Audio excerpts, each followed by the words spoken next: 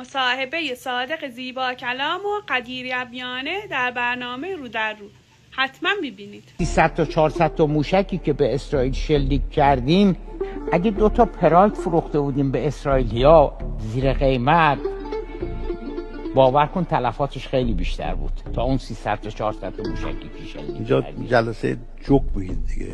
نه دیگه جوک دیگه. نه دیگه چه تلفاتی شما وارد کردین ما 200 تا موشکتون به اسرائیل؟ کجای اسرائیل شما نخواستن تلفات نخواستن تلفات وارد انسانی وارد کنن، ولی موشکاشون رو زدیم، هواپیما خواستن نشون بدن ما از این موشکا داریم ولی تلفات وارد نمیکنیم. مهمترین پایگاه نظامیشو زدیم. ما میدونیم که پیروزی برامون وجود نداره، پیروزی نظامی برامون وجود نداره. 6 سال ایشون داریم میگه میگیریم میزنیم میبندیم داغون میکنیم با خاک یکسان میکنیم. ببین مرگ بر آمریکا رو و آمریکا ستیزی رو و اسرائیل رو نابود میکنیم و این شعارا را از اینا بگیری، اینا هیچی در دستشون نمیده، هیچی دیگه ندارن.